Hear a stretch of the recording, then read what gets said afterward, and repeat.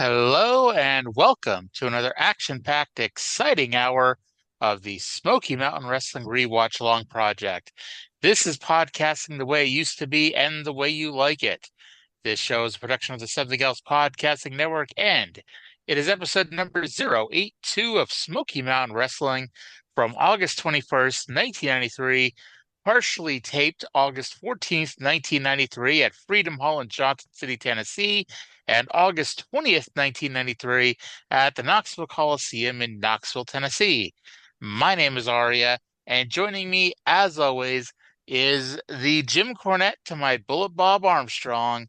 It's Trae. Trae, how the hell you doing today? Forgot to open my Sprite Zero. We are like really off on this show so far today. The horrors persist, but so do I. Well, today it's a very special episode of the Smoky Mountain Rewatch Along Project because we're watching Fire on the Mountain 93, and some of y'all might be thinking, "Hey, that's a cheat. That's not the TV show. That's the event." Well, motherfucker, first of all, shut up. And secondly, the majority of Fire on the Mountain 93 is basically what the TV show is. Now, there is some stuff on the TV show that actually wasn't on the Fire on the Mountain tape. And it also had the K-Town Showdown match between Bullet Bob and Jim Cornette. So essentially, we're doing the TV show with some extras. And You're I being just found a horrible way to describe it now, didn't I? you're being aggressive with the listener there. I know that, the listeners sometimes you need to put the listener over your knee sometimes. Oh, is the listener a pretty young blonde girl? Oh yeah, definitely. And in a cute little skirt, all that stuff, you Oh, know. nice. I didn't know we were Yeah, doing that well. I I know, right? Um, so yeah, she's totally into me. Oh yeah, definitely. Now, Fire on the Mountain 93 drew 1,400 people to Freedom Hall in Johnson City. And I mean, we went through the entire show here, and I'll go as far as saying this was actually a pretty fun little show here. It was like it wasn't a great show, but it was an easy watch.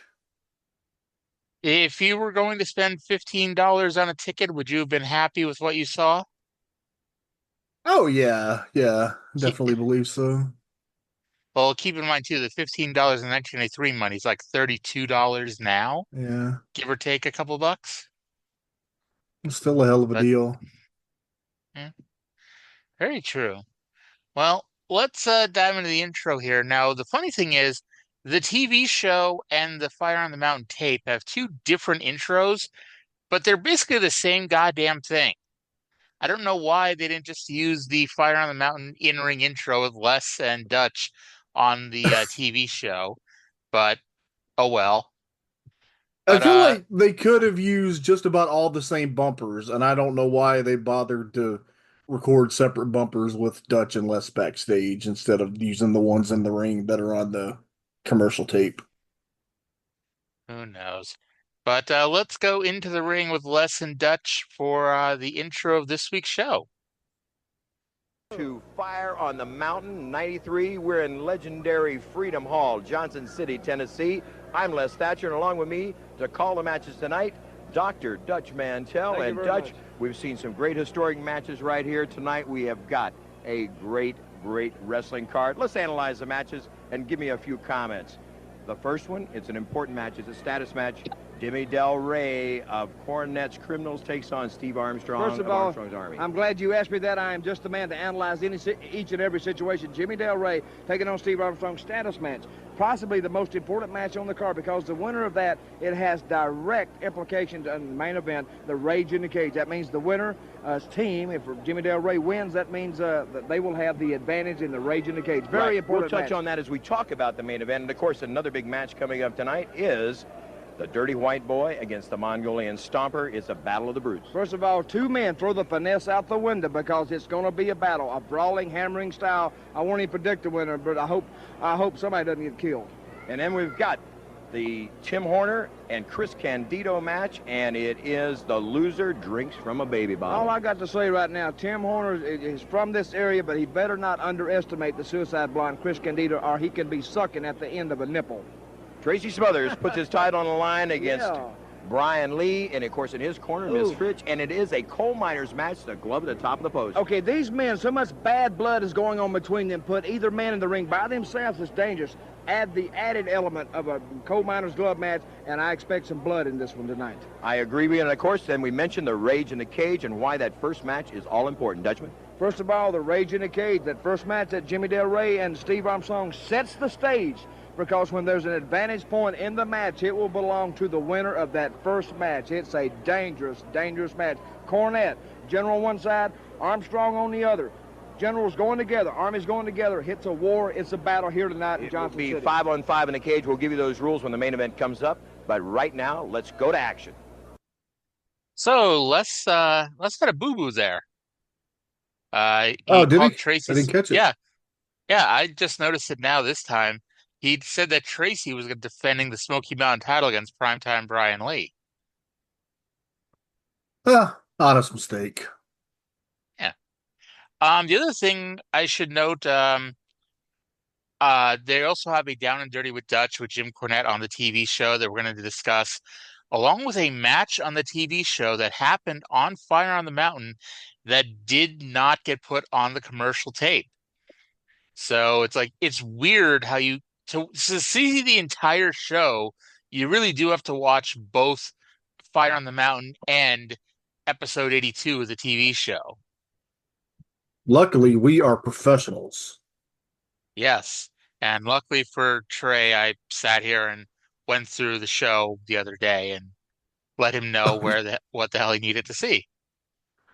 I mean, I would have been fine either way. In fact, I pretty much just put it on in the background and skipped through stuff and just paid attention during the 3-4 segments that were relevant. Give or take, yes. All right. So I should note that our good friend and future #1 commentator of this company, Chip Kessler, did the ring announcing for Fire on the Mountain. And we go to our opener, which is Jimmy Del Rey and Jimmy Cornette in his corner versus Steve Armstrong in a match where the winner wins the man advantage and Rage in the Cage for his team. For some reason, I put a question mark there when I wrote out the match. That's not a question. Team question mark? You're right. Maybe Del Rey is a one-man team. Did you ever play Cards Against Humanity? I did. I love it's a fantastic game, but I always love there's one card, a white card that's just bees question mark. I don't remember that one, but I will. I hope I get it the next time I play it. So I noticed on the way to the ring, and maybe you saw something differently, but it looked like Del Rey had job face on while walking to the ring, which is weird because even without watching this match, I knew who was going to win the match. Yeah. Maybe he just found out he only gets paid once for his 2 matches tonight. Maybe he just found out that girl in Barberville wasn't as old as she said she was. I don't know. Oh, Lord. I was going to say, maybe he and Tatanka just double-teamed a goth woman. Oh, dear. Oh, wait, that's not for a few years. Anyway, Cornette takes the mic and says that that he is going to slap the smart Alex in the mouth and say that Cornette's criminals will have the advantage in the main event. Uh, Les said that if you put a mask on each Armstrong, you wouldn't be able to tell them apart. And I bet we could, since Brian is about 7.5 feet tall, and Steve wears short tights, and Scott wears a singlet, and Bullet Bob is an older man. I bet we could figure out which one is which, even if they were all wearing masks. I bet we could. I bet we could. Damn Les lying to us. Damn it, Uh, Les. I wrote that Del Rey took a backdrop weird. I don't remember what he did, but apparently it was weird enough for me to make a note. Uh, Steve had the match won with a flying clothesline, but Cornette put one of Del Rey's feet on the ropes, and Del Rey put the other one on. With Mark Curtis somehow tripped up, JC tripped Steve, and Del Rey pinned him with his feet on the ropes. So shockingly, amazingly, the Heavenly Bodies, I'm sorry, the heel team is going to have the advantage in the Rage in the Cage. Right. This is like fucking obvious, like common sense booking 101. This is what you do in this situation. You got to fuck the baby face because I mean, the winner's team gets a man advantage in the cage. If you are not a fucking idiot, e.g. Vince Russo, that means the heel has to slip over somehow. Now, I don't Yes. know. I don't know if this was a weird backdrop. Well, no, because maybe I wrote that Steve did a backdrop Uranagi that Dutch called a scoop slam. He was so baffled by it. So maybe that was your Possibly. weird backdrop. Yeah. Like Possibly. I don't think he took it weird. I think it was just a weird thing to do. It was it looked like something that Steve saw at an All Japan tape and decided to do, honestly, which it probably was. Was he in All Japan? Not that I know of, but I'm sure they got Eh. tapes. You know, fucking Mark Curtis's ass had All Japan tapes. Oh, I'm sure Mark Curtis's ass did have plenty of All Japan tapes. Um, So up next, we're going to have our first dark segment, which is a segment that got aired on the Fire on the Mountain, but did not get shown on TV. Let's go to a Dirty White Boy promo where he's going to plug the match he's going to have on this show, which is not the match that you think he had. Let's go to that right now. Hi, wrestling fans. I'm Brian Matthews. I'm in the backstage area with the Dirty White Boy. White Boy, you're getting ready to go to the ring at Fire on the Mountain 93 and take on the Mongolian Stomper. The Mongolian Stomper. One of the living legends around here. Everybody knows who he is. The man's mean. He's nasty, but you know what, Mr. Stomper? I've talked to another living legend that knows you very, very well, and I'm talking about Ron Wright, and he's taught me and told me everything there is to know about the Mongolian Stomper. So, Stomper, you want to mix it up, you bring it on, because the White Boy's ready. I'm ready for a fight. I know how you are. You fight, I fight. That's right down my alley. Let's see who comes out on top. Tough guy. There you have it, fans. Let's go to the ring. Okay, so Dirty White Boy is cutting a promo for his match with the Mongolian Stomper? Question mark? I mean, I guess the Bobby Yeah. Blaze match is on the K-Town Showdown, but That is I correct. don't know. I thought that was weird. Like, do you remember? Because I don't know about you. I'm sure you did the same thing, but it's like I got to the point with those uh Fire on the Mountain commercials. I was just fast forwarding through them. Did you ever hear them say White Boy was taking on the Stomper? Not that I remember. Okay, great. Um, so yeah, here's a random ass match with the Dirty White Boy versus the Mongolian Stomper. And before the match, as you if you've ever watched professional wrestling in your life, during the entrances of during people's entrances, the production team likes to do things like, show fans in the crowd and show the signs that they bring to the matches. And they did in fact do that here, where they had a fan with a sign that said, "Go home, dirty white boy." And two things. First of all, I was super impressed that someone from Tennessee could spell those words. And secondly, they had a stick figure drawing of Dirty White Boy and a rectangle representing a home. And White Boy was easily taller than his home. Okay, you're not even giving the full effect, okay? It said, and it wasn't in block letters. It was just written in plain print. Go home, dirty white boy. And then on the left side of the sign, there was the little rectangle representing a door that says home with an arrow pointing to it. And on the right side, there's a stick figure that you would assume is the dirty white boy. And then I guess this is supposed to be a rectangle that is also labeled home. So apparently the dirty white boy has two homes, but this fan wants him to go to the one on the left. See, I just figured the reason why White Boy has a home that's so small is because he's giving all of his money to Mr. Ron Wright to Well, help those Mr. Wright get it. real estate in New York City is very expensive. He probably has a very small apartment in Manhattan. That is true. I mean, too bad he can't get one of those jobs like on Seinfeld or Friends that somehow pay well enough that you could live in New York City. You can become a plumber. You think you can live off a plumber's salary in Manhattan? Oh, I'm sure, people in Manhattan are fucking rich, so, do some plumbing services and add a zero to the end of the invoice. Yeah, exactly.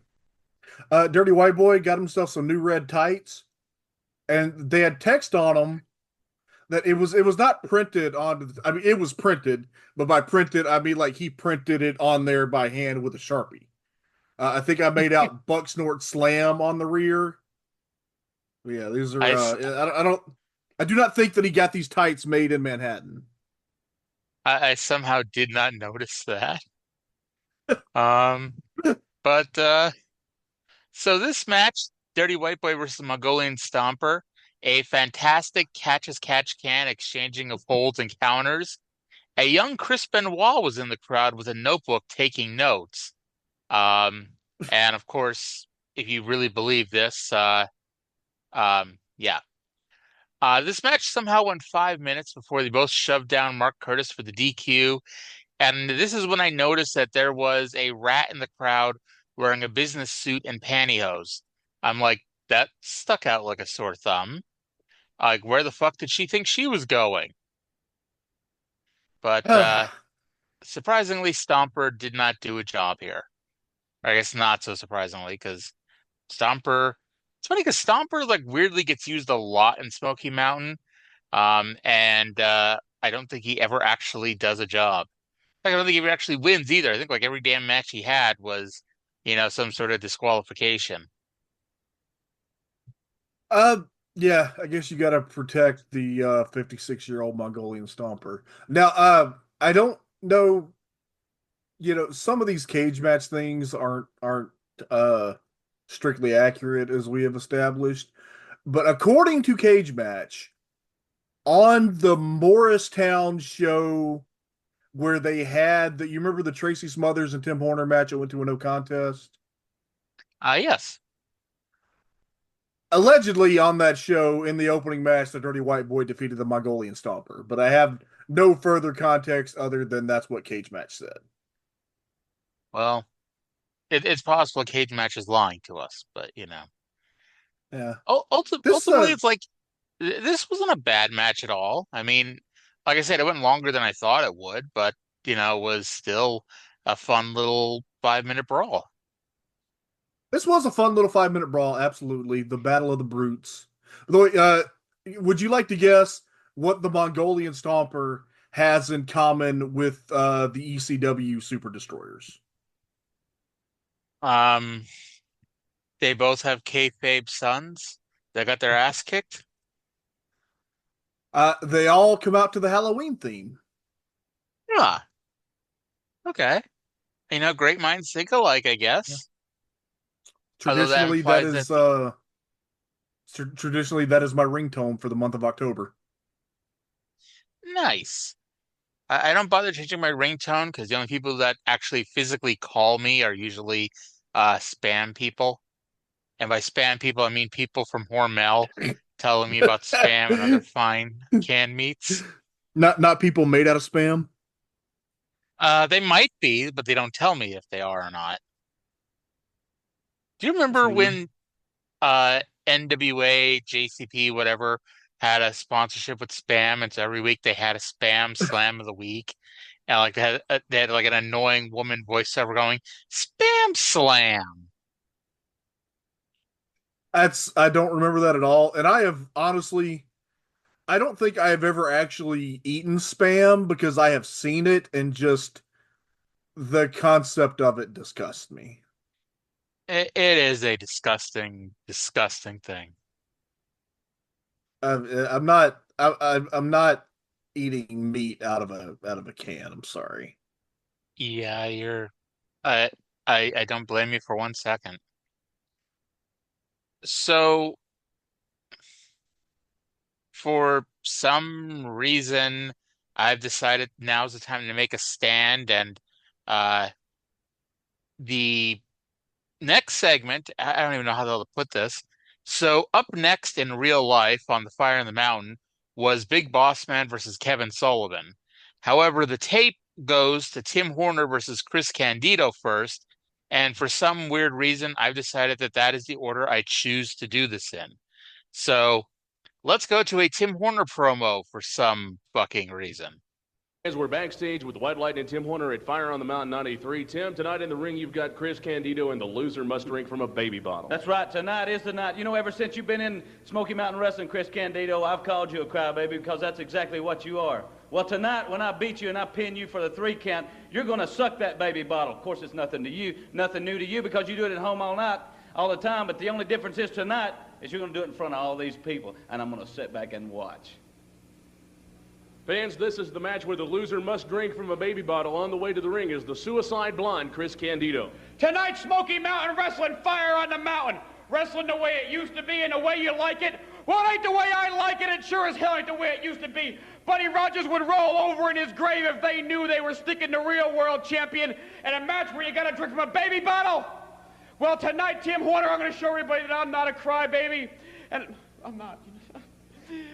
I'm okay. I'm going to show everybody that you're the real crybaby tonight in Johnson City, Tennessee. I'm going to show them why I'm the real world champion. They wouldn't stick Ric Flair, Hulk Hogan in a match where you're going to drink a baby bottle, and I could be either one of those guys. I'm the WWE World Champion.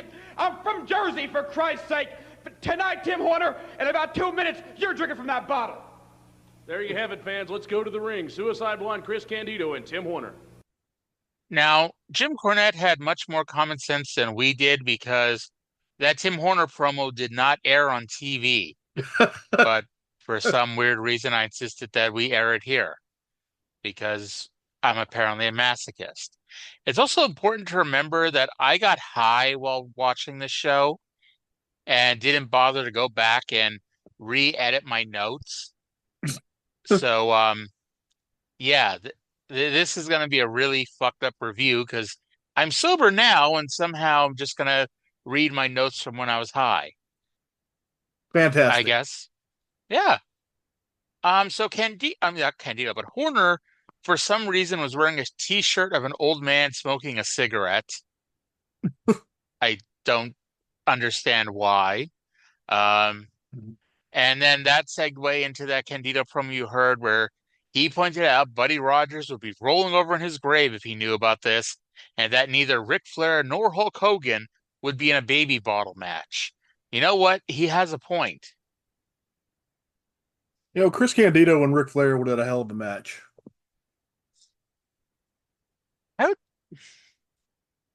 I guess I mean, they were in WCW together, but that was Vince Russo WCW. So they probably never even looked at each other on screen. Yeah, I can't imagine that they did. Candido may have been hiding behind Hogan. I don't know.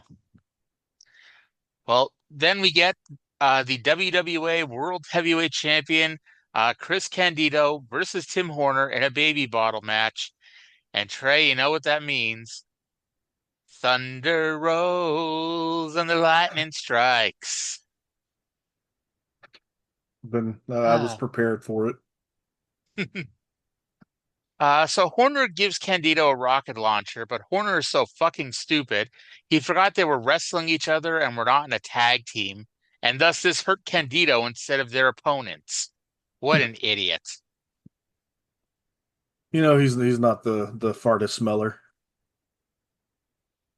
Uh, so this was a good match. Horner kept going for the natural bridge, which is, weird to me because this is the type of match that, in theory, the point of it's to knock out your opponent and you wake them up by spraying them with a baby bottle. But in an effort to try to defend Horner in kayfabe, how would Horner know that the point of the match is to knock out your opponent to wake him up with a baby bottle? You know, whatever. Don't imagine Um, that. mhm. Don't imagine that Horner knows the point of a lot of things. Uh, Candido allegedly went for the suicide flex, but like in reality, like Horner was in position for a Hurricanrana. But Horner of course, turned it into a middle rope spine buster to start his comeback. Mark Curtis got bumped again. Good thing Bossman is referee for the main event. Horner applies the natural bridge, but no ref. Candido, the finish was a little wacky, but I liked it. Candido runs the ropes. Horner sidesteps him, and Candido essentially throws himself over the top rope. Mark Curtis wakes up and sees this and calls it as Horner intentionally threw Candido over the top and called it as a disqualification. I I like the finish. I didn't like the fact that the match went 20 fucking minutes to give us that finish. I assumed that was the finish that you messaged me about that I would normally hate but would like here. Yes. Was I right? Yeah, yeah, it was good. Um, there was a lot of weird editing in this match, and this isn't the only match. Uh, they showed 10:41 of what they announced as 18:39. I did note that the 15-minute call was at 6:53. Uh, I don't understand. Like this was probably like as a pure wrestling match, I would imagine would have been the best wrestling match on the show, and they showed half of it. So I don't know. I was kind of irritated about that. But yeah, I the finish was neat. And yeah, they did the thing afterwards where Candido tried to tie Horner to the ropes. And Chris Candido, I do not believe was a Boy Scout because this was a No. terrible tying job. Oh, lordy, lordy, lordy. By the way, I do have a serious question because they announced this match as a 30-minute time limit. What would have happened had the match gone the 30-minute time limit? Would they both have had to Um, drink from the baby bottle? I mean, I would think that would be only fair. So Horner tries to tell the referee what really happened, and Mark Curtis was ready to reverse the decision. And so corner. Candido laid out Horner with, and I quote, the WWF World Heavyweight Championship belt, according to Dutch.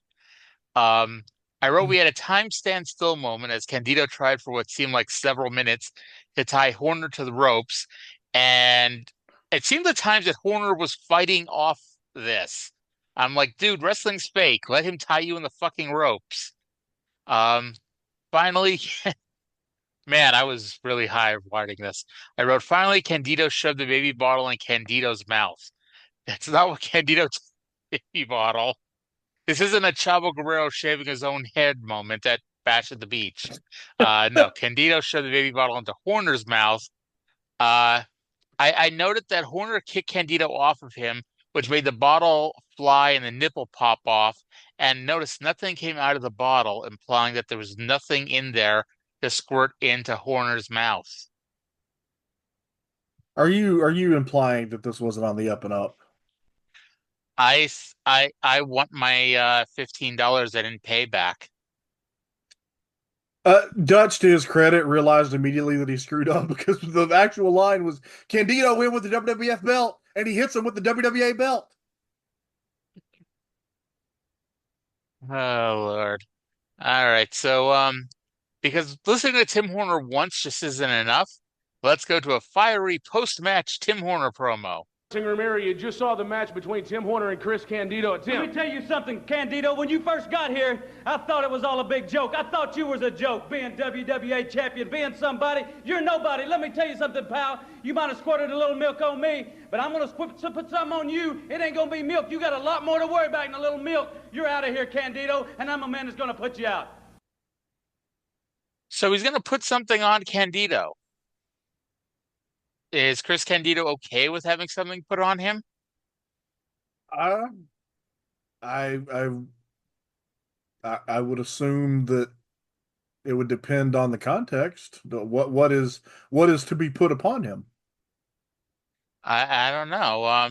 Back in the day, he used to keep talking about how he's going to put something on you that Ajax can't wash off. So I don't know if this is the same something or if it's a different something. Yeah, that's a classic line. Yeah. If Ajax won't take it off, it's on there. So let's go to the TV show where Brian Matthews is standing backstage with Kevin Sullivan to cut a big promo about his upcoming match with the Big Boss Man. Fans, here we are with the man that's known as the Master, Kevin Sullivan. Kevin, you're on your way to the ring to take on the Big Boss Man. Mr. Law and Order, Boss Man, do you think you're going to apprehend me for selling aluminum siding and taking too big of a cut? Do you think you're going to get me because I'm a thief? Do you think you're going to get me because I'm a kid that took a joyride? I am a convicted felon, hardcore. Beat me, whip me, strap me, I like it. Goosebumps will raise up on me. Boss Man, let me tell you this. You know, are you the enforcee or the enforcer? What I'm gonna do to you tonight in a few minutes will be criminal because I'm criminally insane.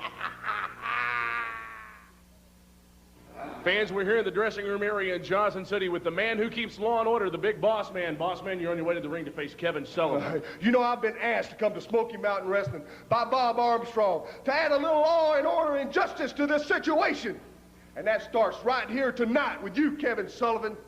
Yeah, I hear you running around talking about you're criminally insane. Well, I agree with that. You're right. You're walking with the devil. Well, tonight in Johnson City, Tennessee, I'm going to beat the devil out of you.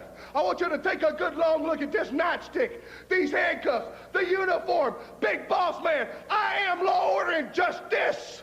There's a lot of people that believe in me. And right here, right now, tonight, I'm going to make sure that you serve nothing but hard time. Because every man, woman, and child that believes in the Big Boss Man believes in law, order, and justice. And they want to see what's right, make sure it's done good.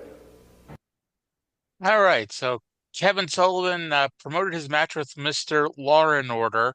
I think that might be Johnny Ace's assistant in talent relations. So you might be asking yourself, why is this match on the TV show and not on the Fire on the Mountain commercial tape? And the answer is, we don't know. I mean, I assume, and I'm pretty sure you have the same assumption, that this is a WWF decision since Bossman, even though he was not being used at the time, Bossman was still a WWF contracted wrestler at this point. So it's possible that that was part of the agreement that he could be on the TV show, but they couldn't sell him on the commercial tape. I would assume. Because, I mean, there's By the way, really no... Mhm. I'm sorry. Kevin Sullivan, rule number 1 of interacting with the police, don't confess to crimes that they don't know about yet. That's just common sense. Yes. You look straight ahead, you give short yes and no answers until you know what you're being accused of. Exactly. It's like talking to your wife. Mm-hmm. And I say that as someone who doesn't have a wife. You're prepared, though. Exactly. So I like both promos. It's too bad we didn't get more of them. Like I know Bossman like threw in a sentence or two when he talked about being the referee for the Rage in the Cage and the K-Town Showdown, but he never really talked about uh the Kevin Sullivan match. And I don't think Sullivan was never even on the show. In fact, the last time we saw Sullivan on the show was when he was trying to sue Smoky Mountain to force them to bring him back in. Smoky Mountain's got a Uh, lot of lawsuits. It's no wonder what's his name pulled his funding, Rick Rubin. Now, did Tammy drop the lawsuit? Did they settle it? That hasn't been referenced in like, I don't know, a month or two now. Um, they never mentioned it. I think it's just slowly going through the court system. And I mean, I can tell you from experience how slow the fucking court system works. So I think it's very possible that 2 years from now is when both of these lawsuits finally go to court, and 2 years is about the time Rick Rubin pulls his money. Well, I So hadn't thought of that. You might be onto something. yeah, see, yeah. Occasionally I use my brain here. There you Um, go. one thing I love that even though this is the WWF Big Boss Man, they don't use his WWF theme song. They use the Cops theme song. But that was fantastic. I enjoyed that quite a lot. Um, so there's a lot of correlations between specifically this segment and the TNA show that Cindy and I have been doing lately because yesterday, and spoiler alert, next week, because we already recorded next week's show, I rant and rave about the lack of rule enforcement in TNA. And Oh, I think Cindy's sick of me complaining about it, but I think I've got a valid point where, you know, you need to establish whatever rules you're going to establish. Those are your rules, and then you have to enforce them. Like in TNA, every Jeff Jarrett main event match has a 3-minute brawl around the arena where no one gets counted out, no one gets disqualified, and they eventually come back to the ring. By the way, spoiler alert, next week, Jeff Jarrett and Ron Killings, after fighting around the ring for 3 minutes, fall off a light stand and then they get counted out. Um, which is after the second match on the card where America's Most Wanted left the ring to stare at Jim Mitchell and got counted out.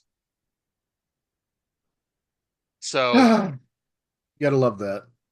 yeah, I was pissed off, and Cindy tried to defend it, and who knows, maybe you'll try to defend it too, but I No, disagree. Like, you need to, whatever your rules are going to be, I don't care what they are. It's your company. Establish your rules, but enforce those rules across the board. If I you're not going to agree. have yeah. I agree completely. And on a similar note, I actually would love for somebody to let me know, did All Japan Women's have rules? Because like everything that I have seen, there's just like people openly using weapons, people openly interfering, and nobody has ever been disqualified or counted out. So, but on the other hand, at least that's consistent. Yeah, indeed. Um, but yeah, I bring that up too because this match between Kevin Sullivan and Big Boss Man, they they had what I would call in TNA main event brawling, right? They just fought around the arena.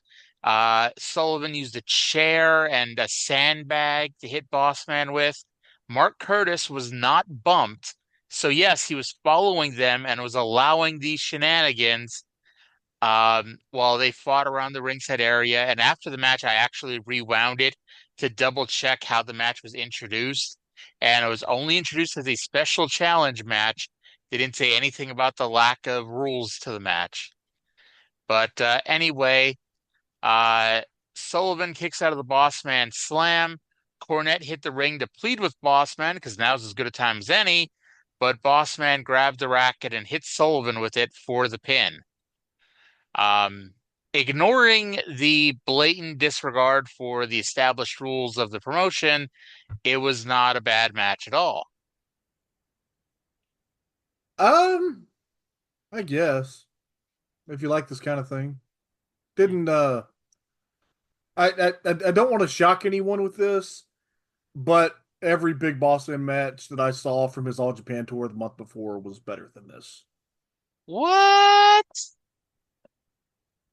I'm in shock and awe. Big Bubba and Akira Taue in the semi-main or third from the top at the Budokan was better than the Big Boss Man and Kevin Sullivan in Johnson City. Interesting. That sounds like an interesting match to watch. Pretty good.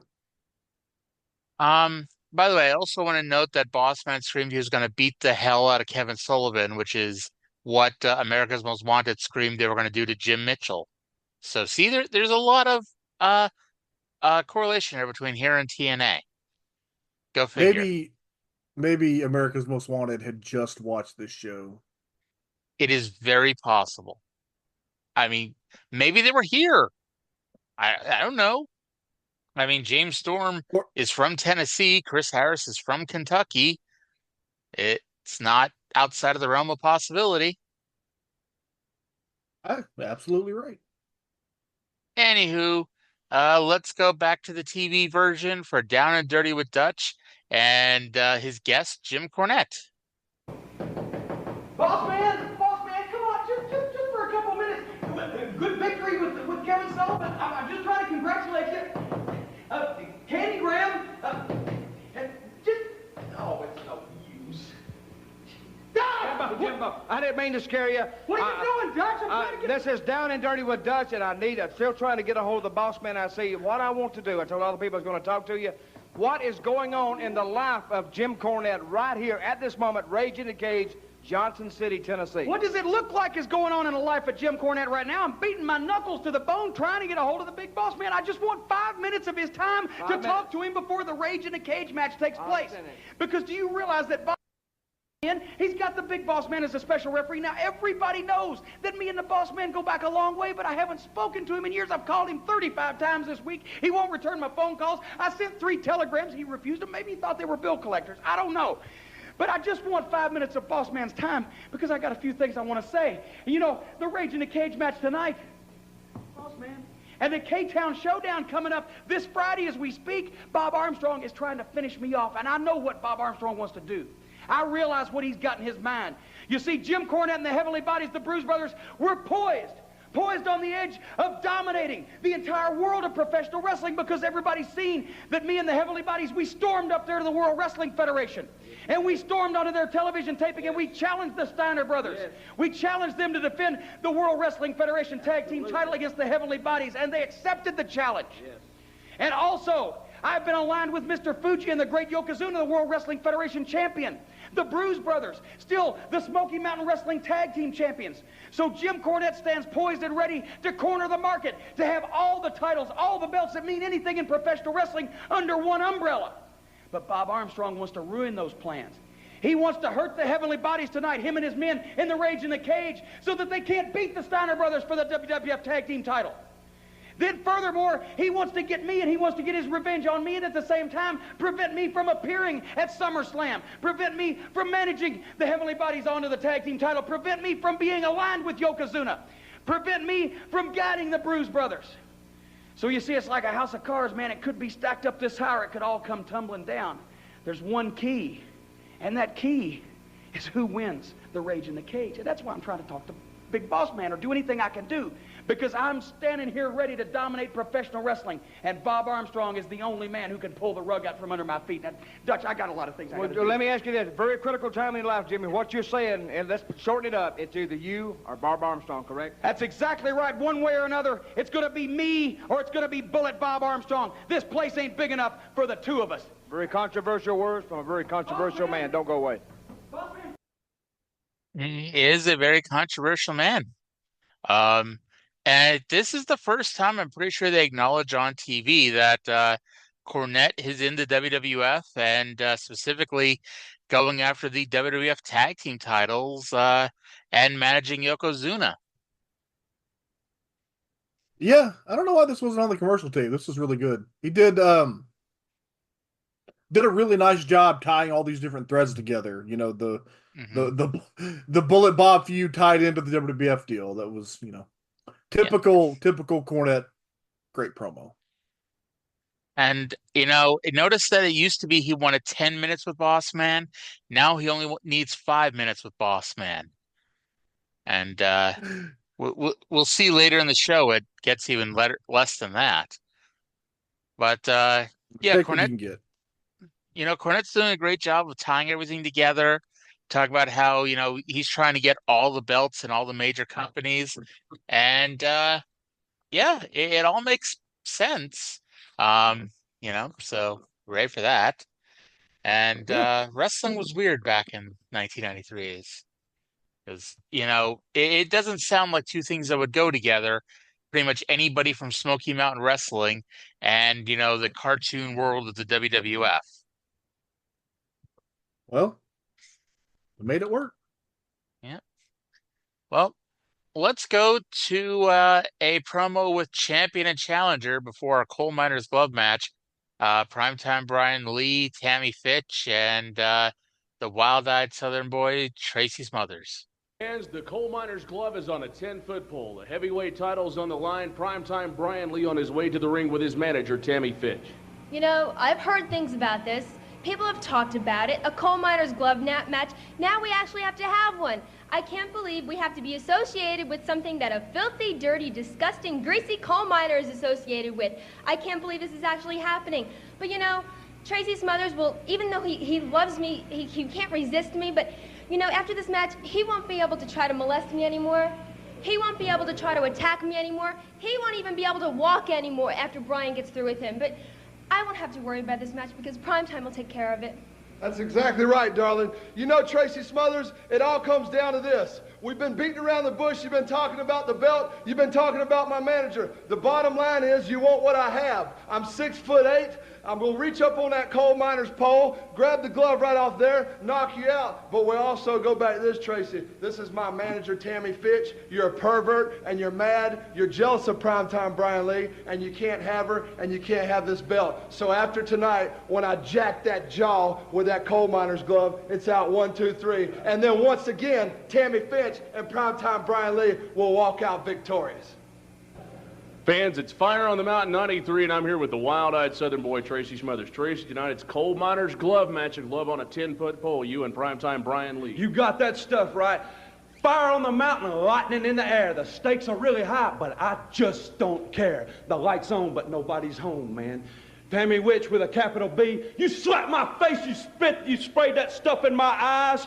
You caused me to lose the Smoky Mountain heavyweight title because you gave that black glove to my former protege, primetime pretty boy, prima donna Brian Lee. Well, now I've asked for a coal miner's glove match. Brian, you call me a country bumpkin, you're right, I am. You call me a redneck, you're right. You call me a hillbilly, you're right. I'm all the above. Never said I wasn't.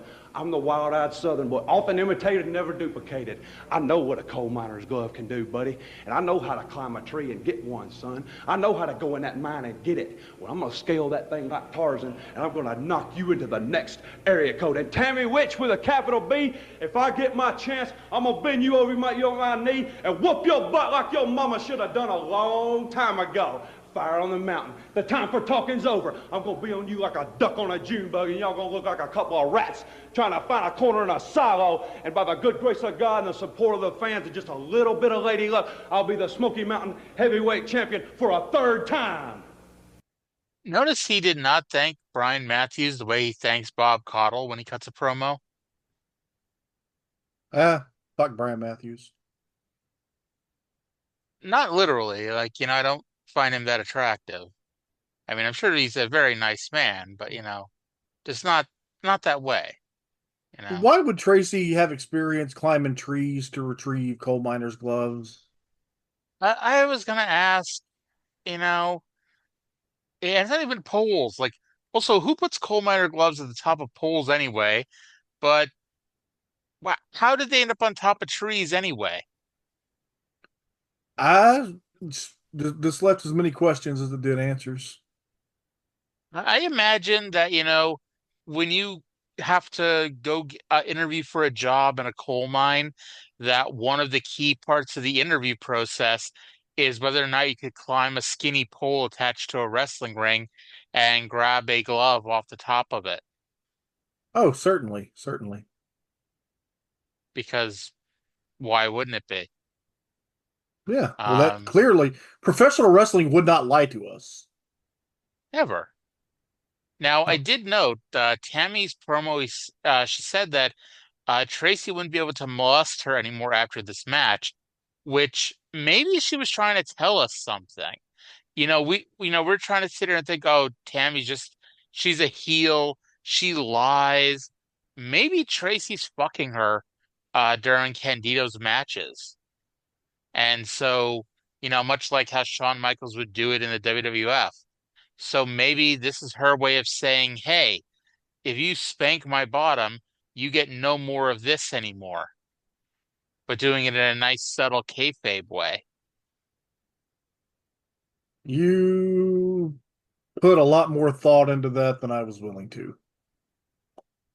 I also this week was watching the first Hell in a Cell match with Undertaker and Shawn Michaels, and I pointed out to you that if it wasn't for Kane interfering, Undertaker would have won, gotten the Montreal title match, and thus either we would not have had a Montreal screw job, or the Undertaker would have put Bret Hart in a sharpshooter.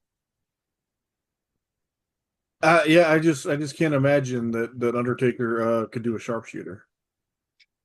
I mean, anybody can do a sharpshooter. It's not a difficult move to put on. I mean, some people do it a lot better than other people, and as long as you do it better than The Rock, you're not the worst sharpshooter of all time. I think the Undertaker could manage to do it worse than The Rock. I don't know. Maybe we need to go meet the Undertaker at some point and ask him how well does he think he could do the sharpshooter. I don't want to beat the Undertaker. You don't want to meet the Undertaker? Why not? I know where you're going. Yeah. Never meet your heroes. Unless your Um, hero was Terry Funk. Terry Funk was awesome, but he is yes, no he longer with was. us. Very glad I got the Rest, chance to meet him. rest in peace, sir. Yes. As was I. I met him. I feel like it was the Dallas WrestleMania weekend. I mean, Yeah, that mine was makes too. sense since it was Dallas. Were you at Uh, the because what it was at like the WWN Live Mercury Rising show. That was when he did the that was when he did the meet and greet that I went to. I met him at a WrestleCon. Oh, okay. Yeah, he probably did WrestleCon the same weekend. You know what? That was cool though, because they did a little angle. Like I think like Sabu and Mick Foley were there, and they brought out Terry Funk and did a thing, and had like Larry Dallas and some other dork, and it was all a pretext for Terry Funk to punch dudes in the face. So I, at least once in my life, I got to sit in the front row and watch Terry Funk punch dudes in the face, and it was amazing. And how much did you want to jump in the ring and uh you know take part and take a punch to the face? Oh, it would have been an honor and a privilege. Here's a question for you that has nothing to do with anything we were talking about, because which is odd for this show. Who the fuck invented the blowjob? Like, who wakes up one day and thinks, "Today I will suck a dick"? You know, I doubt that the first person to do the sucking was the one that had the idea. Probably, probably. Um, so then we get Smoky Mountain Heavyweight Champion Prima Donna Brian Lee with Tammy Witch with a capital B versus the wild-eyed Southern boy Tracy Smothers in a coal miner's gloves match. I was worried the pole with the glove on it was so thin it would bend and break if anyone tried to slither up the pole and try something heroic. Um, You know, I had a fear about some of the construction later on, but yeah, the pole wasn't, you yeah. know. This this was not the WCW poll from the Sting Jake Roberts match. Plus Sting and Jake Roberts. I guess, Tracy's, bigger than either of them, but like Primetime Brian Lee looked like the damn thing would uh tip over and break, and he's gonna land on his head if he tried climbing that thing. Yeah. Tammy, this is where I noted that Tammy was wearing a business suit and hose a la the woman in the front row, just looking a million times better. So I guess it's possible that that woman in the front row is just a Tammy Fitch fan. Oh, yeah, suppose so. So this match has a 1 hour time limit, and like I said in the Candido match, and I guess it makes a little more sense here, but what would happen if this match went the time limit? But before the match, Tammy attempts to cut a promo, which picture Roman Reigns the day after WrestleMania when he beat Undertaker. Um, they would not let this poor young lady speak. And of course, Primetime Brian Lee tried to be helpful. He called them a bunch of redneck idiots, which sadly did not help the situation. Um, and then he said that they would leave, figuring, okay, the fans will shut up so they can have their match. But nope, the crowd wouldn't shut up, so they teased leaving. And so Tracy gets on the mic and called her Tammy Witch with a capital B. And I note that it's so obvious Tracy is trying to get the crowd to chant Tammy Witch, like they kind of chant Crybaby at Candido, but he fails at it. So sadly, Tim Horner does a better job of manipulating the crowd than Tracy Smothers does, at least this time. Unfortunate. Yes. Although I guess Candido does a tremendous job of selling it. And it's not like Tammy Witch with a capital B, really sells the fact that she's being called a witch. So then, Yeah, it's yeah. Mhm. Go ahead. No, I was just agreeing. Um, so then Tracy threatened to begin fisting Primetime Brian Lee. He said that he was going to take the glove and put it on and then start shoving it up Brian Lee's ass. There was some kinky shit going on the show. Yes. And somehow the promise of that led to Brian Lee getting in the ring to start the match. Now, Well, you could look at it they two ways, and Tracy looks at it his own way. But you could either say that Primetime Brian Lee was trying to stop Tracy from fisting him, or Primetime Brian Lee wanted the fisting because otherwise he was going to leave before Tracy said that. Tracy then took the mic and called Brian Lee a faggot, which I I don't know.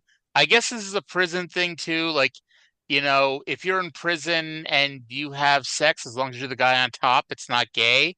But they're not in prison, and Tracy is vowing to stick his fist up another man's ass.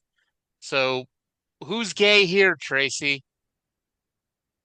well, if again, if you're the one doing the fisting, I didn't like the ancient Greeks had the same idea that you weren't gay for fucking a dude, you were just gay if you got fucked by a dude.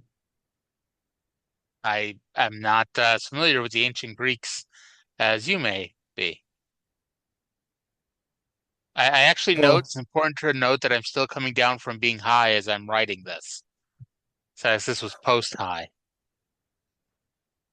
so this match didn't have a chance with me because I was just already in a bad mood. As the match was about to start, I got a phone call from a Jehovah's Witness, and I had to Oh block that boy. number because I feel about Jehovah's Witnesses the same way that the good people of Johnson City, Tennessee felt about Tammy Fitch with a capital B. Now, and the other thing that just I've said my piece about Confederate symbolism, but what amuses me the most is I don't know. I guess being amused by historical literacy isn't maybe the best way to go about it, but if we don't laugh, we'll cry. East Tennessee was heavily Unionist during the Civil War. They didn't get into all the Confederate symbolism until the mid 20th century when Confederate symbolism became the symbol of opposing the civil rights movement. So, anyway, those various strands of socio-political commentary kind of took me out of the match. And this is why we have Trae on the show, because, he brings in his historical context. By the way, after calling Primetime Brian Lee a faggot, I was curious as to if Tracy feuds with the Gangstas next year and what he might say to them. Oh, God. Something tells me he does not go there. I would guess not. Anyway, Tracy goes for the glove, and Primetime Brian Lee saves Tracy's life by punching him in the balls. Primetime Brian Lee gets the glove, but Tracy gets it from him and knocks Brian Lee the fuck out. Tammy jumps up on the apron and distracts Mark Curtis here in this no disqualification match, so Dirty White Boy could run in and lay out Tracy with a chair, rolling Lee on top for the win. After the match, Tracy spanked Tammy and then got double teamed by White Boy and Brian Lee. Mark Curtis got on the microphone and threatened to suspend both White Boy and Primetime Brian Lee for life, so they stopped, and Tammy was selling her bum afterwards.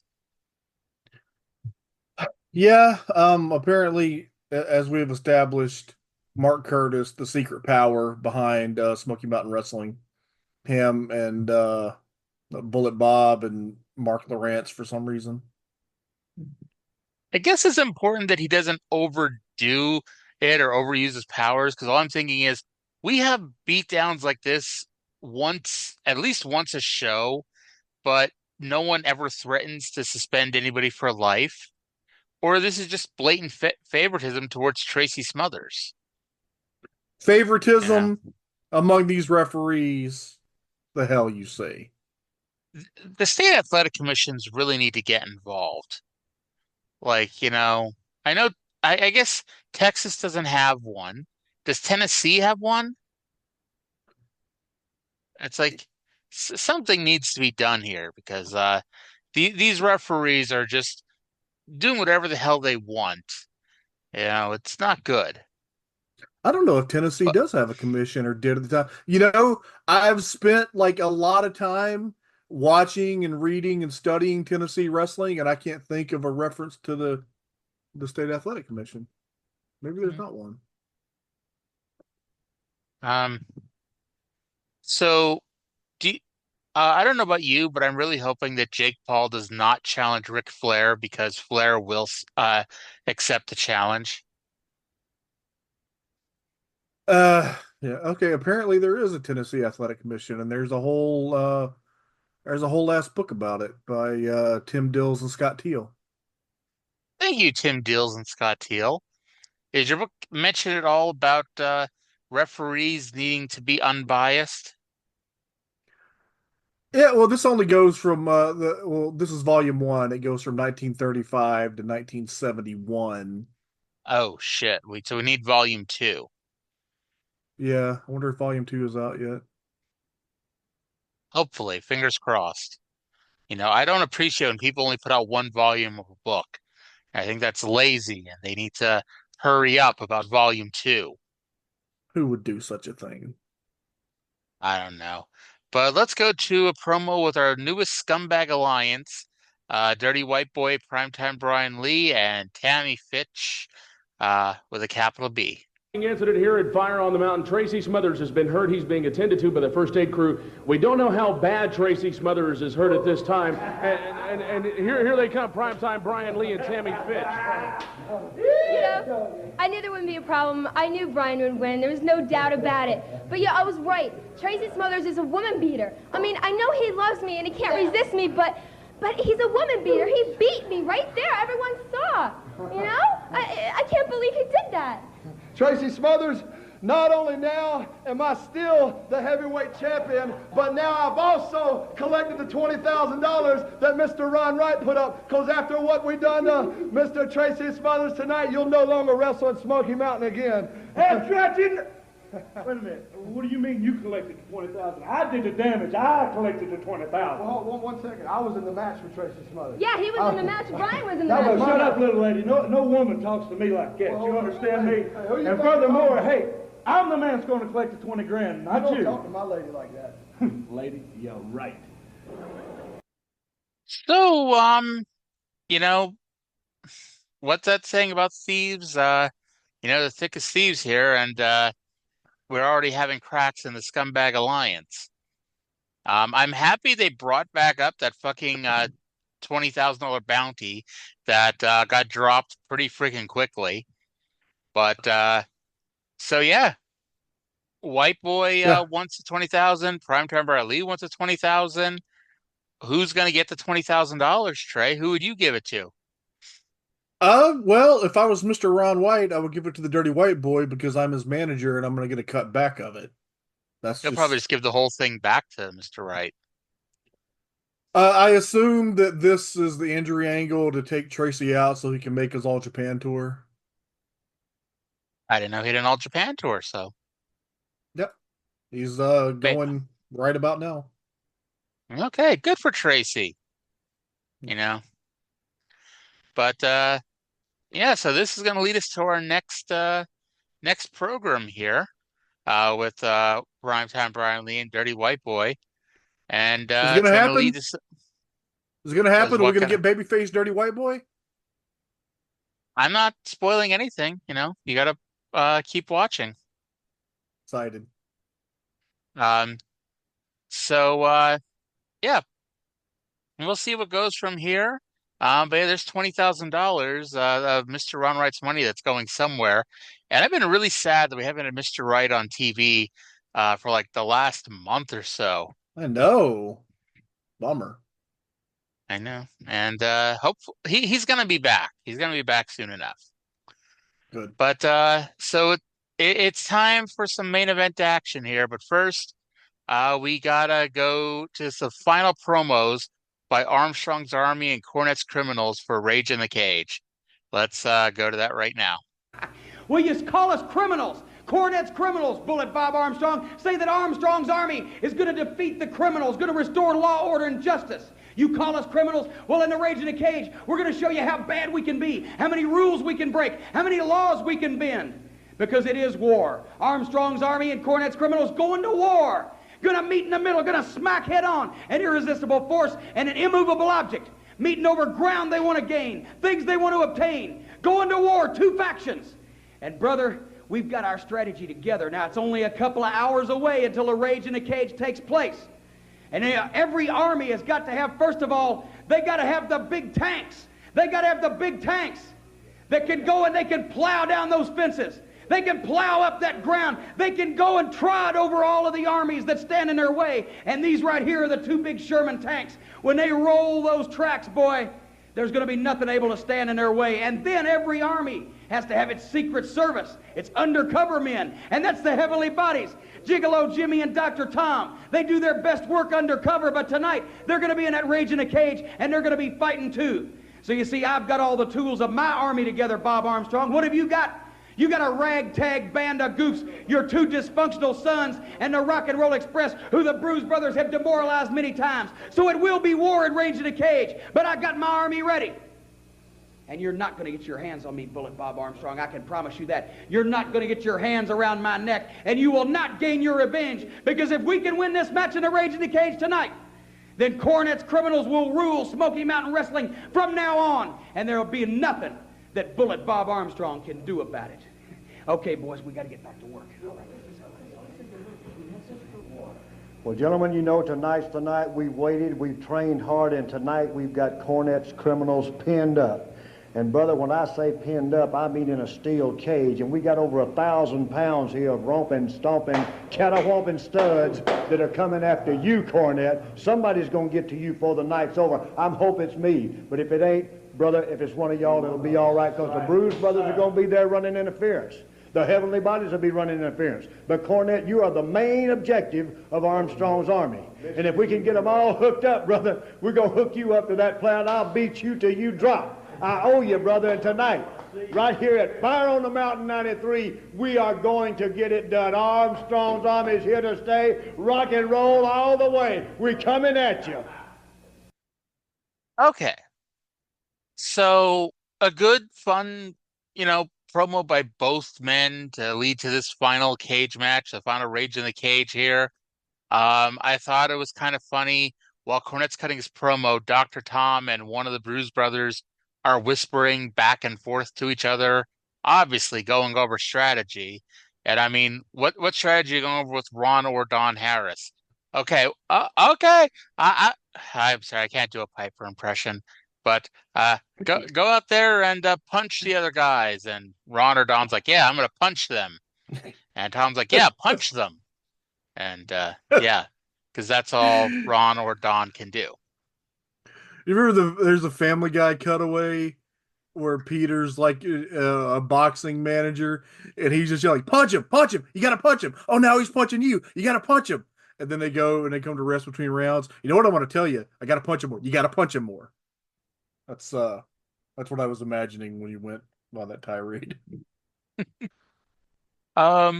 So yeah, so here we go. It's Rage in the Cage, Cornette's Criminals versus Armstrong's Army. Big Bossman is the guest referee. They take down the flimsy pole and put up the flimsy cage. Oh, Lord. I imagine. Yeah. Every time they threw somebody into this glorified chicken coop, I was afraid the whole thing was going to fall apart. This was not, by any description, a steel cage. This was chicken wire held up by 2x4s. Yeah, this is the same cage they've used every time they've had a cage match, and that doesn't make it okay or anything, but yeah, we've seen this cage a couple times here on this program. It could be better. I guess it's not what you make, it's what you save. And I hope they didn't pay a lot for this cage. I sure hope not. Yep. So in case you're not sure, and you would think by this point in the show you could at least figure it out. So this is essentially war games. 2 teams of 5, but it's one ring. And then once the last person in, you win one of 2 ways, either by submission or by handcuffing the entire other team to the side of the cage. Now, the first time they did this back in May, it was a fun brawl, and this was also pretty fun. I'm going to tell you the order of entry here. It started with Ricky Morton and Dr. Tom. We then got a Harris brother, followed by Big Steve Armstrong, Jimmy Del Rey, Robert Gibson, the other Harris brother, Scott Armstrong, and then shockingly, the last 2 people in were Cornette and Bullet Bob. Wow. I'll be honest, I had a blonde moment during the intro of this match because Dr. Tom called Jimmy the manager of the future tag team champions, and I thought, oh, we're sowing seeds of dissension here with the Heavenly Bodies and the Bruise Brothers, because the Bruise Brothers are the tag team champions. So Cornette's already the champion, but it took me an hour to realize they were talking about the WWF tag team titles. It was actually when I was watching the Down and Dirty promo afterwards. I had a similar thing because he said specifically world tag team champions. Like, well, they never refer to the Smoky Mountain tag titles as the world titles. That's strange. And then I remembered, oh yeah, they're challenging the Steiner brothers at SummerSlam. Yes. Obviously, we both had our brains working overtime here today. Yeah. So my biggest complaint about modern day war games matches, and I will bring this up every time, and this is not an AEW complaint, this is not a WWE complaint, this is an everybody complaint. Modern day war games are completely useless because they have the staggered entrances, and the whole point of having staggered entrances is so when the last guy gets in, it's a crazy 5-minute sprint to the finish. And you have a bunch of guys who've been in the match for 20 minutes and 15 minutes and 13 minutes, and they should be tired and ready to go to the finish. And instead, in every fucking War Games match put on by every fucking company in 2024, when the last person gets in, everyone just stops. They stand across the ring from each other and they restart like nothing happened for the first 20 minutes. And then they go another 20 minutes, usually at least 20 minutes. And I'm like, no, no, no, that's not the fucking point of it. If you're going to do that, why are you doing staggered entrances? You know, Yeah. if they did the Royal Rumble and when number 30 came out, number one and two are still in there, and they have number one and two stand up straight, stare straight across the ring from number 30, and then they go another 45 minutes. What the hell was the point of, one and two being in there for an hour to begin with? Yeah, the match beyond should never go more than 10 minutes. It usually doesn't even, like, 5 to 7 is usually probably about right. Yeah. But they And did it right here. yeah, it went 2 minutes and 30 seconds, which is perfect. Yeah. It's exactly what it should have been. There was a lot of blood in this match. That was some sharp ass chicken wire attached to those 2x4s. Bossman, by the way, and I know this is a modern day thing, not an old timers thing, but for some reason it made me laugh that when everyone started bleeding, Bossman did not put protective rubber gloves on. Um, Dutch My scream. hypothesis was that Ricky bled for like 12 minutes so he could believably sell for Cornette when he came in. That's a good hypothesis. It makes sense. Dutch yelled that Steve better come in hard. Well, it is difficult to come in soft. I noted that, anytime someone had their hands on the cage while on the floor, Bossman would kick their hands off of the cage, or if they tried putting it in. So he was a nice, fair, unbiased referee here.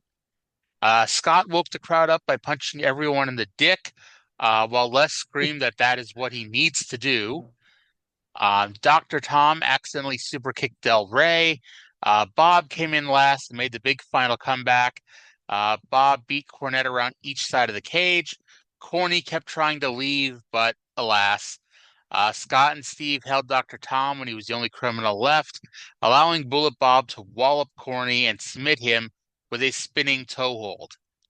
And then the post match, they don't show him, but they announced that Chris Candido ran to the ring with a key to unlock all the heels from the cage wall. Bossman then hurriedly unlocked the baby faces, and suddenly we get a rematch as a 9-way brawl breaks out, and eventually the heels bail, dragging Cornette to safety. A very good match, and spoiler alert, Trey, for you, this is definitely better than WCW's War Game match in a few weeks. With the Shockmaster? Yeah. Yes.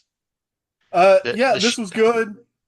The baby faces won, but Cornette was left alive so he could die the next week. Well done. And no notes. Yeah. And it's funny because, like, one of the first War Games matches I ever saw, well, the first one I saw was Sting Squadron and the Dangerous Alliance, because WCW put that on a Sting tape that I had that we watched ad nauseum. But one of the second one I ever saw was the 94 one with Robert Fuller in as Colonel Robert Parker as the manager, and he ended up with Dusty, and Dusty beat his ass for 2 minutes, which I still love to this day, but I think it's just hey, I watched it as a child thing. But this reminded me a lot of that. You want to know something pathetic? You were thinking of the same thing? No, I was thinking the first War Games match that I would have ever seen. War Games 2000 featuring Vince Russo. Oh, God, that's even worse than I thought you were going to say War Games 98. No, didn't see that one until much later. Well, yeah, I didn't watch that one on pay-per-view, but that was when my local video store was getting in all the WCW tapes, so I watched it a few weeks later. Yeah, and so I saw that I wanted my $2 back. I think there was some. remember that being an overall pretty decent show. I don't know. That War Games was, I don't think it was as bad as 2000. That was, and I don't know how long it would have been until I saw another one. So I don't know what the next one would have been. It probably wasn't until like much later when I started getting, like WWE started putting that stuff on DVDs and stuff. Mhm. Um, yeah, the 98 War Games like was not very good. The 2000 War Games, like, I don't know. I mean, I know it was called War Games, but was that really, do you really want to call that War Games? It wasn't. Yeah. Have you You ever know, been to a live War Games? I was at the Survivor Series in Boston a few years ago. Oh, cool. I was at the first one WWE ever did, the The NXT NXT with one. the Undisputed Yeah. Era, Sanity, and Roderick Strong and the Authors of Pain. Yeah. Um, I I don't I don't know. Maybe I'd have to go back and rewatch it now, but I remember it being a letdown at the time just because I think for the same reason. Like, I didn't want it to go 30 minutes after the last team got in. And it was also weird because it was like one person from each team started, and then like every 5 minutes, the rest of the entire other team would come in. Oh yeah, that was so weird and confusing. Yeah. Um, but I guess either way. But yeah, that was the only War Games match I saw live. Yeah, you know, A, like I was a child at the time, but B, also all of the WCW ones, they would be in North Carolina or Virginia, and we were not going to North Carolina or Virginia when we were that young to go to a WCW pay-per-view. What a shame. I know, right? Hell, we didn't go to the fucking In Your House in Hershey, and Hershey is like an hour away from us at the time. So it was a school night, you know. Unfortunately, it took, another 20 or 30 years for the WWF to start doing all these damn shows on Saturdays, you know. But I did not get to go to a wrestling show until I was 18 because I didn't have anybody who would take me to a wrestling show. yeah. The first show I ever saw was a WWF house show in Port St. Lucie, Florida during the 5 minutes we lived in Florida in July 1992 with Ric Flair versus Randy Savage for the WWF title and the main event, a 2-on-1 handicap match, The Undertaker versus Kamala and Mr. Fuji. That's funny because the first WWE house show that I went to, it was in 2005. I actually remember it was September 11th, 2005. And I'll always remember it was the same night as the Samoa Joe, Christopher Daniels, AJ Styles three-way in TNA. But I was at a WWE house show in Monroe, Louisiana, and the main event was John Cena in a handicap match against Kurt Angle and Tom Cole. Nice. I bet Tom Cole did the job. He did. Uh, I I've only seen a couple WWE house shows because especially once you become an adult, you know, you know that nothing happens on a house show, so why bother? But I saw one in December of 2005 with Cena versus Angle in a cage, and I saw one before WrestleMania 34 with Brock, Braun Strowman, and Kane in like a 5 minute sprint. And that was like a week after the Chicago match where Brock beat Kane in like 10 seconds because this was Vince's master plan to get the crowd to turn on Brock and embrace Roman at WrestleMania. Was to show that Brock was an unprofessional douchebag who would only wrestle for 30 seconds to be, you know. And Yeah. surprisingly, it turned the crowd against Brock, but it didn't turn them for Roman. The last time that I went to a WWE house show was in 2017, and that was my nephews were visiting, and I was going to take them the next day to WWE Great Balls of Fire, but the Oh night God. before that, the night before that, there was a house show in Waco, Texas, which at the time was like 70 minutes from where I live. So, well, fuck it, let's go. So that was, it was fine. Now, I did go to when NXT was doing like the touring house shows when they were really hot. I went to an NXT house show in San Antonio that had one of the best matches I've ever seen live between DIY and the Revival. And also, there were a couple of times, both in like 2016, that I was in Florida for unrelated reasons and hit a couple of the regular loop NXT house shows. That, just something to do. Yeah. Hey, I bet they were fun to go to. Yeah, I actually saw it was like Hideo Itami's return from like when he was out a really long time for that shoulder injury.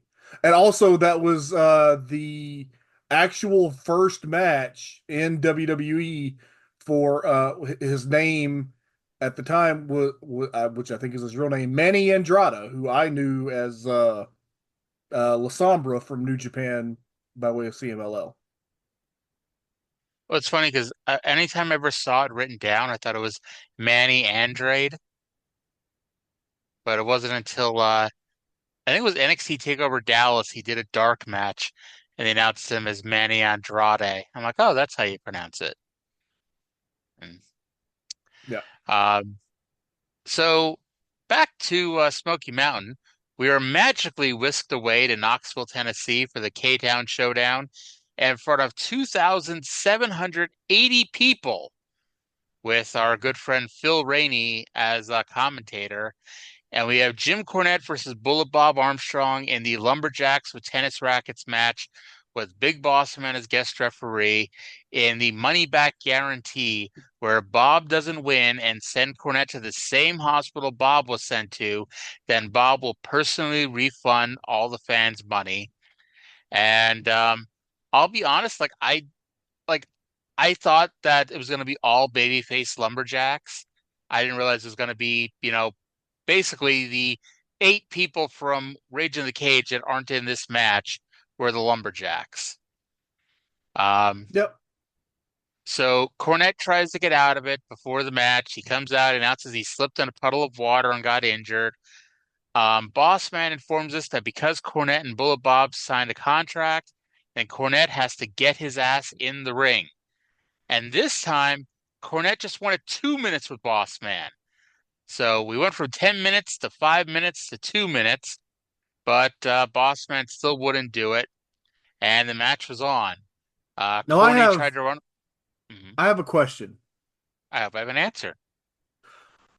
Why the fuck did Cornette sign a contract for this match? Like, what was in it for him to sign a contract for this match? The whole story the whole time has been he's going to die and he knows it. Why did he sign a contract for this match? I don't know. It's possible that Mama bought 2,000 of those 2,700 tickets, and he was trying to get Mama's money back. You know what would have been funny? What would have been funny? It wouldn't have been funny, but it would have been funny. Just say that, like, there was a tragic, I don't know, a fucking bus accident in Knoxville that night, and the hospital was full, and they had to take him to, like, Morristown or Asheville, and somebody found out about it, and they had to return all the money.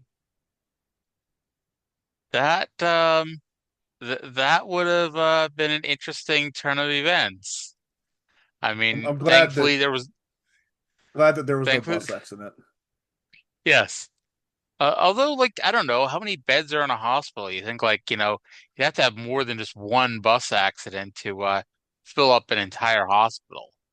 Maybe it was a multiple bus accident. It was like just like a parade of buses driving down the street, all full of people, and suddenly they all got into a crazy 10 bus accident. One with senior citizens, one with orphans, one with, I don't know. I like that we separate them.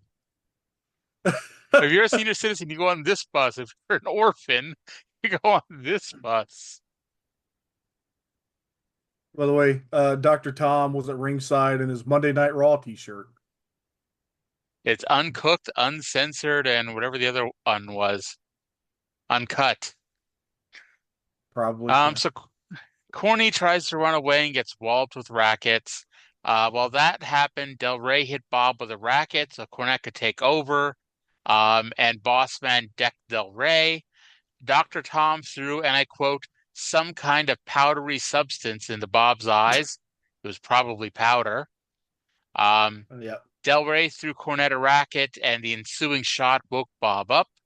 The Lumberjacks got into a 9-way fight because, Bob wants to get into a fight with anybody. Corny randomly tries crawling underneath the ring for some reason, but he gets pulled out and put back in the ring. Bob broke out. I wrote he broke out the rapid fire Kanakabashi chops, but they were the fastest that Bullet Bob Armstrong could do before dropping him with 2 pile drivers for the pin. Scott Armstrong led the crowd in a chant of 911 when suddenly Big Al stormed to the ring and dropped Cornette with a choke slam. Wait, wrong show. Instead, Cornette was taken out on a stretcher, and the end of the show, it went like 3 or 4 minutes, just showing Cornette being put onto a stretcher, wheeled out of the arena, and put in the back of an ambulance that drove off. While Bad to the Bone played. Yes.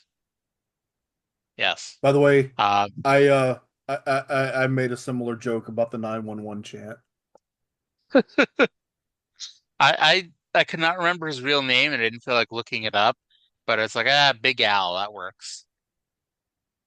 The guy that Tank Abbott tried to cut his beard on a WCW pay-per-view, cut his beard with a fucking big knife. Different Big Al, but yes. He was in WCW, wasn't he, for like one show? Didn't he like lose to Luger on a Nitro? Probably. I'm talking about 911, not Tank Abbott's knife friend. Well, I know the guy Tank Abbott's knife was in WCW once. I'm bringing up 911's cage match profile here. World Championship 911. Something dance floor. He under the name Tombstone, he lost to Lex Luger on Nitro. He lost to Ice Train on Saturday night. On another Saturday night, Big Al and T. Rantula lost to the Faces of Fear, Megan the Barbarian, or Bob Marion. Funny enough, guess where that was? Johnson City, Tennessee. Johnson City, Tennessee, Freedom Hall. I'm either a genius or I pulled it up too. He also lost to the Giant on Nitro and Chris Benoit on Saturday night. And now apparently, I'm sorry. He also has a pair of WWE matches. One in which he and Black Bart lost to the Hart Foundation, and the other in which he and Chris Duffy lost to the Rockers. So pretty high quality competition in the WWF. Now, did you notice that Giant match? Did you notice where it was and what the day of the show was? It's in Philadelphia. Yeah, the day after ECW Barely Legal. The day after Barely Legal, you're right. Yeah, because WCW wasn't trying to go to war with ECW or anything. When ECW originally had their date for March 30th, this Philadelphia Nitro was supposed to be March 31st. And then when it got pushed back 2 weeks because Mass Transit lied about his age, Nitro suddenly got pushed back 2 weeks as well. How about that? What a coincidence, right? Purely coincidence. Yeah. Oh. One more thing. Thank you for telling me it was Phil Rainey, because I wrote, "Who is this announcer? Bring back Les Thatcher." And then later I noted that Bullet gave Cornette 2 pile drivers, and the shitty commentator called it an atomic drop. which is an entirely different move. I did not notice that Phil Rainey said that. Yes, he did. All right, well, before we finish things up, we'd like to tell you what else happened in the world of pro wrestling this week. And last week, you might recall, we talked about Clash of the Champions and how 9,000 people were in an arena and only 2,000 people paid for tickets. Well, nobody may want to pay to see that show, but people certainly were happy to watch it for free, as it did a 3.8 rating, which was the most watched wrestling show since the November 1992 WWF Saturday Night's Main Event, and the highest Clash of the Champions since November 1991. So Vader versus the Big Boss Man and uh, the Shockmaster are big draws here, I guess. Vader versus the Big Boss Man. Well, or Vader and the British Bulldog, I guess. That was the that actual too. match. Yeah. We will get Vader and the Big Boss Man in WCW next year, I think. Oh yeah, like they wrestle on like almost every pay-per-view. And cool. With at least two different Big Boss Man gimmicks. The Boss and the Man, I hope. The Boss and the Guardian Angel. Okay. So Terry Gordy passed out on the plane to Tokyo for his All Japan tour this week. Yeah, it's that moment. Gordy is still hospitalized as of press time, and Giant Baba told reporters that Gordy will not be appearing on the September 3rd Budokan Hall show, where he is scheduled to challenge Mitsuharu Misawa for the Triple Crown, and instead on August 31st, Dr. Death will take on Kanakabashi, with the winner getting the title shot. Well, that sounds pretty awesome. Yep. And then in I don't know if this is more of a harbinger of things to come, but Mean Gene Okerlund gave notice to the WWF that he is leaving to go to WCW, reportedly for $250,000 a year and 35% of the 900 hotline. I bet he cleaned up. Yep.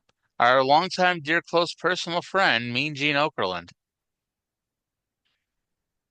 Yeah, where's our check, Mean Gene? So 82 down, 118 to go. Now, just a programming note, next Thursday is Thanksgiving. We will not be doing a show next Thursday. And so we'll be back in 2 weeks of Smoky Mountain, but we will be here Tuesday for Mid-South and World Class. And spoiler, because I already told you I was complaining about it, Cindy and I will be here Wednesday for TNA, because the Jeff Jarrett Reign of Terror has begun. And now Vince Russo is here, and it's a shoot, bro. It's a fucking shoot, bro. This Wednesday, bro. Joy. Yeah, I plan on being in a coma next Thursday. So we a week or two ago we decided to go try there's kind of a local chain of Cajun restaurants called they're like Cajun Tex Fusion called BB's Tex Orleans, and we discovered that they sell like full like Cajun fried turkeys for Thanksgiving and Christmas and stuff. And so I don't know. I assume you don't get a lot of Cajun food up there in New England, but boudin is like they essentially take sausage and mix it with rice and then stuff it back into the sausage casing. It's amazing. If the listener knows about boudin, they're salivating right now, because what I have coming, in addition to the we're planning a Friendsgiving. And my wife is going to do a ham because she's amazing at ham. And we've got, Cajun dressing and just a lot of other wonderful things. But we also, the main event, a Cajun turkey stuffed with boudin. Boudin is a Cajun sausage made from pork, rice, seasonings, and vegetables, typically stuffed into a natural hog casing. That sounds good. I'm honestly really impressed that you managed to spell it right to search for it. I didn't, but Google got it right for me. I spelled it Budan, food. You get in the neighborhood. Yeah. Um, but whatchamacallit? Yeah, the only Cajun food we have up here is Popeyes, and that does not count. Doesn't, but hey, Popeyes is pretty tasty in its own right, I think. Popeyes is pretty But underrated. I love their mashed potatoes and gravy. Like I know everyone marks out for KFC's, but I think Popeyes is better. They have had dirty rice, which is another like kind of Cajun dish. It's actually pretty good. And I don't know how it is now because like nothing is cheap anymore, like no fast food is cheap anymore. But Mhm. Popeyes used to be like surprisingly affordable. Like you could get a whole lot of food for not very much, but I haven't been lately, so I don't know. All right, well, that's gonna do it for this week's show. Trey, you want to plug the Oh My God cast? Have you ever gotten up to Autumn Armageddon yet? Have not so I haven't talked to Ben yet. I am hoping that we're gonna be back next week. Because if we don't, we're gonna get out of whack with the scheduling and then have another problem. But so hopefully we will be back soon and we will get that bonus show up and done. And yeah, ohmygodcast.com. And also if you're on the blue sky, that a lot of people are starting to move to now, check me out at Wrestleism. Check it out. Yep. I don't know why I said that, but I don't know why you do a lot of things. neither do I. Neither do I. But anyway, that's gonna do it for this week's show. I hope you all enjoyed it, and we'll talk to you again in 7 days. Bye.